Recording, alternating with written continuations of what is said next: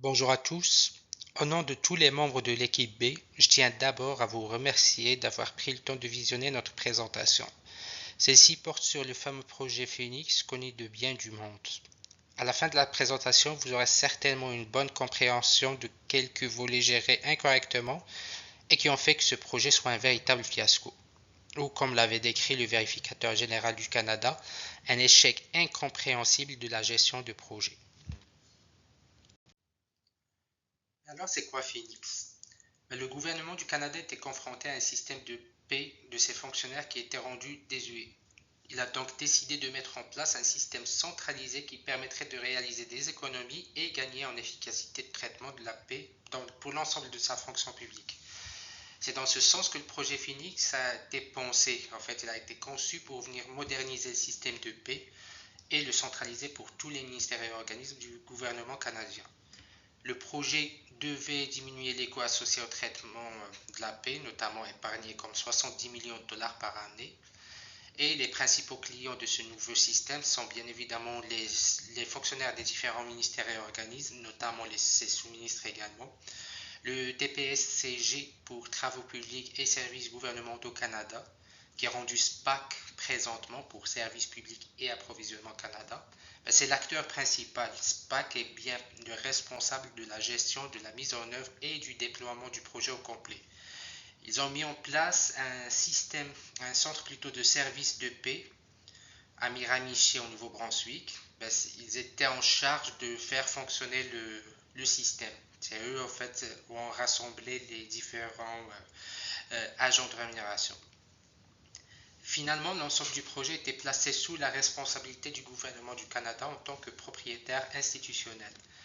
Le déploiement devait respecter les lois de travail, répondre aux pressions politiques et assurer la gestion des différentes réglementations, des conventions collectives, des différents syndicats de la fonction publique. La raison d'être de SPAC est de fournir des services internes aux autres ministères. C'est donc normal que cette entité porte le projet. La question qu'on se pose, c'est que jusqu'à quelle mesure SPAC devait comprendre le mode opératoire des autres ministères. En tout cas, la conception et la planification du projet a bien été établie. Il a été décidé que le système PeopleSoft de Oracle et que IBM en tant qu'intégrateur vont réaliser ce projet. Le lancement officiel était en 2009 avec une livraison prévue en 2016. Par contre, le projet a complètement dévié de ce qui a été planifié. Avec un budget initial approuvé de 310 millions de dollars, le projet a finalement coûté plus de 2,2 milliards de dollars, soit 7 fois plus que ce qu'on avait planifié. Et on parle d'un fiasco parce qu'on a raté la paie de plus de 290 000 fonctionnaires de 101 organismes. C'est au niveau de l'échelle nationale dans tout le pays. Et le délai imposé de 4 ans n'a bien évidemment pas été respecté et on subit encore les problèmes 6 ans après. Mais alors c'était quoi le problème? En fait, pourquoi un projet si important a pu échouer si spectaculairement? En fait, c'est évident qu'il y a un niveau de complexité tant technique qu'organisationnel qui a été identifié au début de ce projet. En fait, ça dit que c'est comme 80 000 règles relatives à la rémunération qui seront à programmer. On parlait également de 105 conventions collectives à comprendre et à gérer avec différents responsables, quoi. On parle aussi d'un besoin de mettre en place des interfaces de communication entre les différents systèmes RH et les nombreux ministères et organismes, et aussi faire affaire avec plus de 200 programmes déjà développés, personnalisés, qui sont en cours d'utilisation chez les ministères et organismes. C'est comme à l'habitude, il y a du développement de maison auquel on doit se rallier et ne pas sortir carrément du périmètre. Alors comment en fait les lacunes dans la gestion du projet, surtout dans la phase de planification, ont-elles conduit à cet échec spectaculaire du projet Phoenix? Est-ce une sous-estimation du travail ou des coûts? Est-ce bien une gestion incomplète des parties prenantes? Ou est-ce que le problème vient du fait que même si on a établi que le projet est critique, nous ne l'avons juste pas valorisé en tant que tel? N'avons-nous pas établi un registre des risques pour atténuer et éviter carrément ce fiasco? C'est ce qu'on va essayer de voir selon la liste non exhaustive du plan suivant. Nous parlerons d'abord de la complexité et de l'approche méthodologique utilisée pour répondre aux exigences de ce projet. Nous essaierons également de sortir du rapport du vérificateur général du Canada les risques mal ou pas du tout gérés par le SPAC, une analyse des différentes parties prenantes et comment on gère les communications entre ces derniers, et finalement, comment a-t-on géré la gouvernance et le contrôle du projet en entier. Commençons d'abord par l'analyse de l'environnement. En fait, on a opté pour faire l'analyse VUCA pour identifier les quatre volets, volatiles, incertains, complexes et ambigus. Et nous avions déterminé qu'au niveau volatile, en fait, Phoenix évolue dans un environnement politique qui touche à plusieurs ministères et organismes où des changements imprévisibles et rapides peuvent paraître. À titre d'exemple, SPAC avait pris la décision de rassembler tout le personnel de rémunération dans le centre à Miramichi, au Nouveau-Brunswick. Ceci avait causé la perte de plusieurs emplois des agents de rémunération de quelques ministères. Et donc le projet a perdu un savoir fonctionnel qui a rendu l'environnement plus volatile. Au niveau d'incertitude, en fait, les efforts et la robustesse du projet nécessaire pour être utilisé partout à travers le pays a généré vraiment une incertitude profonde. Les essais d'intégration pour assurer en fait que le projet répond aux exigences dans différents milieux n'est pas une tâche simple à faire. Et on avait quand même pris la décision d'aller en production malgré les problèmes et les alertes soulevées. Concernant la complexité, en fait, le projet était vraiment d'une complexité technique, opérationnelle et même organisationnelle hyper importante. La mise en place d'un système central et unique partagé et compris de tout le monde chez plus de 40 ministères et organismes, c'est loin d'être une tâche facile, surtout quand il s'agit d'une coordination accrue entre plusieurs ministères et organismes dispersés dans plusieurs provinces où j'imagine en fait ils n'ont même pas la même heure. On retrouve également On retrouve généralement l'ambiguïté dans de petits projets de paix au sein d'un même organisme. Différents profils, en fait, ils sont payés différemment même s'ils travaillent dans le même nombre d'heures. Un projet aussi grand que Phoenix, qui devrait traiter la paix selon les règles et plusieurs conventions collectives, est donc un cauchemar. SPAC, en fait, a adopté une approche 100% prédictive pour implémenter le projet Phoenix. D'abord, avec la planification qui a été faite sur une base figée, où le budget initial a été estimé et approuvé par le Conseil du Trésor, bien avant, des années à l'avance en fait. Les objectifs ont également été définis et le calendrier de livraison a été établi à un niveau plus politique, je dirais. Aussi, selon en fait le rapport du VGC, nous avions pu sortir des dates qui ont permis d'identifier en quelque sorte l'ordonnancement des phases séquentielles. Notamment au printemps 2009, en fait c'était la proposition préliminaire de la SPAC. En octobre 2010 à peu près, on est sorti avec un appel d'offres. Juin 2011, c'était la conception de Phoenix. Décembre 2012, on a déjà développé, en fait, commencé plutôt le développement de Phoenix. Juin 2015, on avait pris la décision d'annuler la phase de test parce qu'on n'était juste plus dans les délais. Et en février 2016, on a lancé le projet Phoenix et on est allé avec la phase de déploiement. On peut dès lors dire que l'approche en fait était comme inadéquate parce que une approche prédictive suppose que l'on peut tout planifier. Mais alors Phoenix a démontré que c'était vraiment pas aussi simple que ça et de tout planifier bien évidemment. Et que ce n'est tout simplement pas faisable dans un environnement aussi complexe que celui où évolue ce projet-là. Si le projet était agile, Phoenix repose en grande partie sur des outils TI. Une approche agile aurait certainement réussi à corriger et à adapter les problématiques qui relèvent de la technologie, notamment en assurant des livraisons par lot par exemple. Le système aurait pu être livré à un ministère à la fois.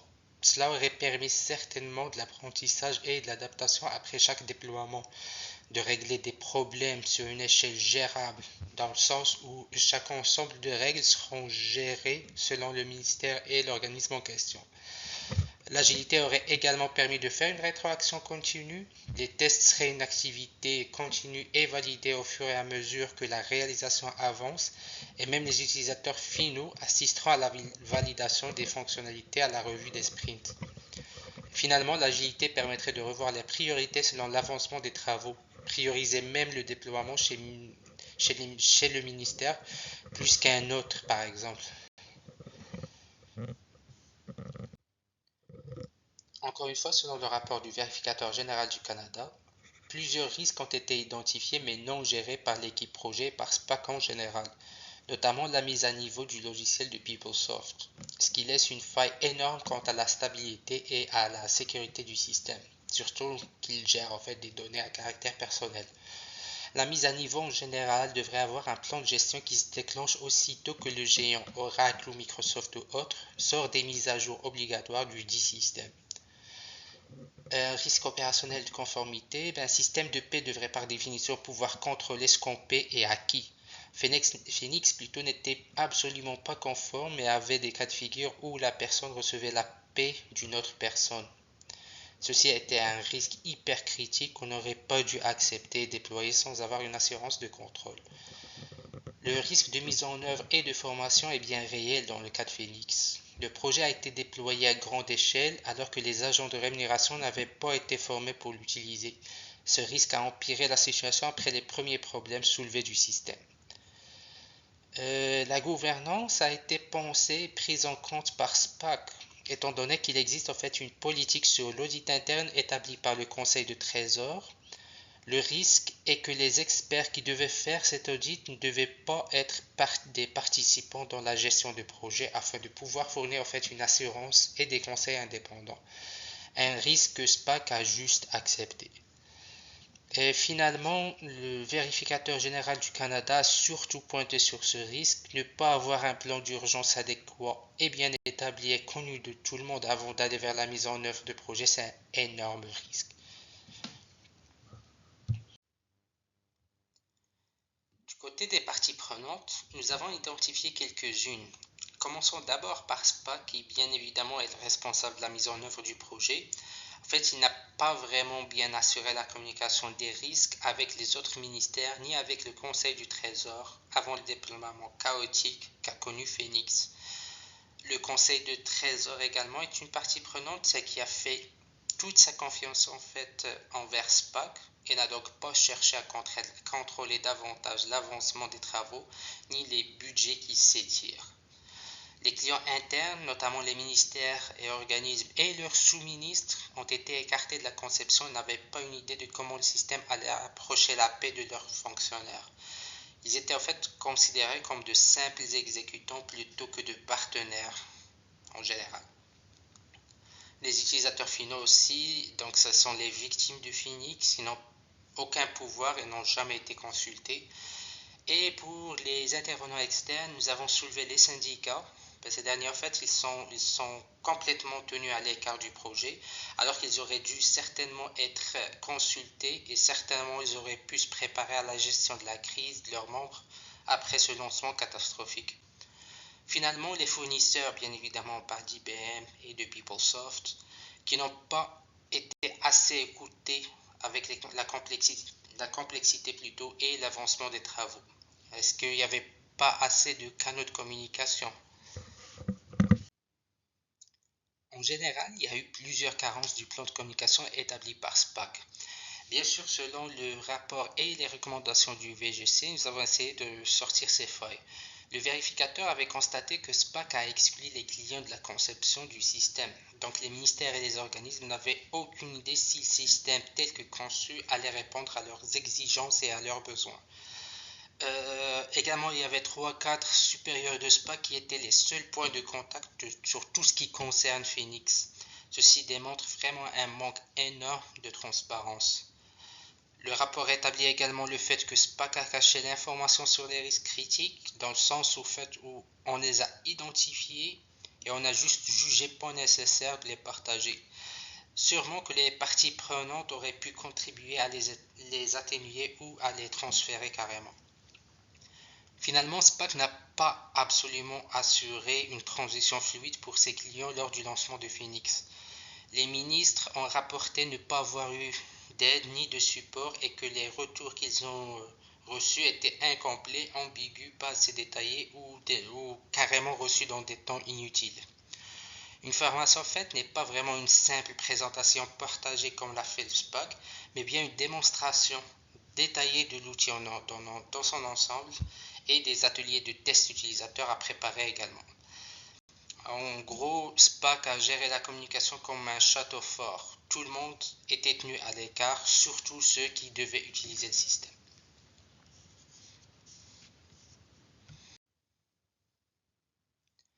La structure de gouvernance établie par SPAC est bien claire et semble gérer plusieurs aspects.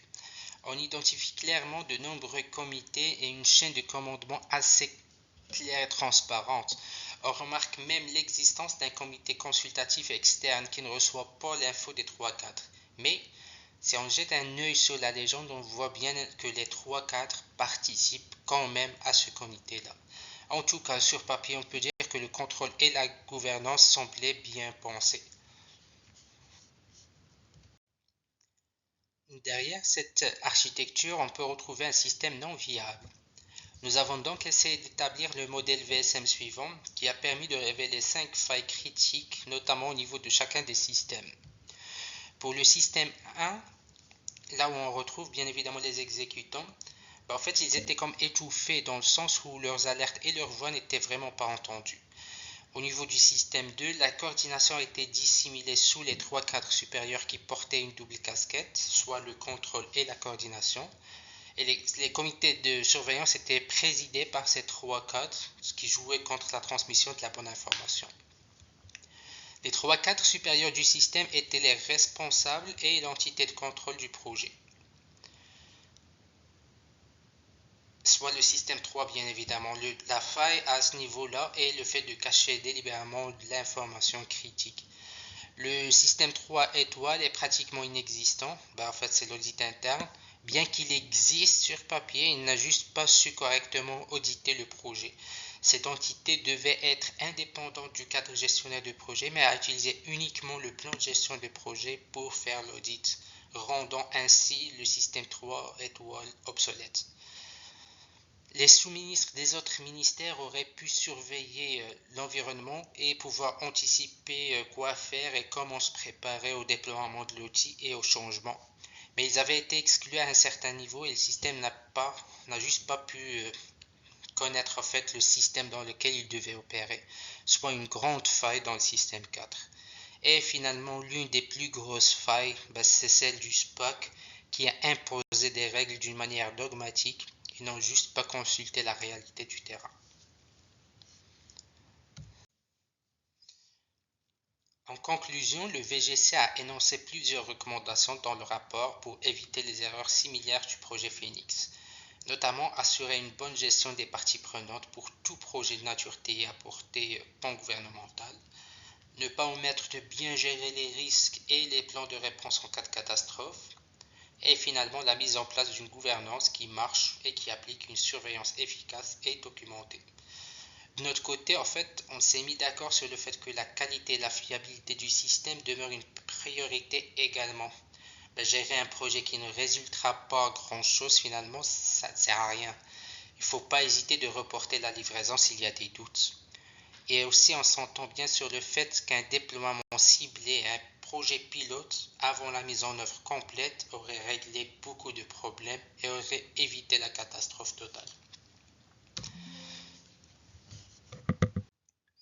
Ceci fait le tour de ce que nous avions à vous présenter aujourd'hui. Phoenix est un vrai cas d'école. Il y a absolument beaucoup d'aspects qu'on n'a juste pas couverts dans notre présentation. Je vous invite donc à y jeter un œil aux références dans la diapo suivante, surtout le rapport du vérificateur du printemps 2018. Je vous remercie encore pour votre attention et à bientôt.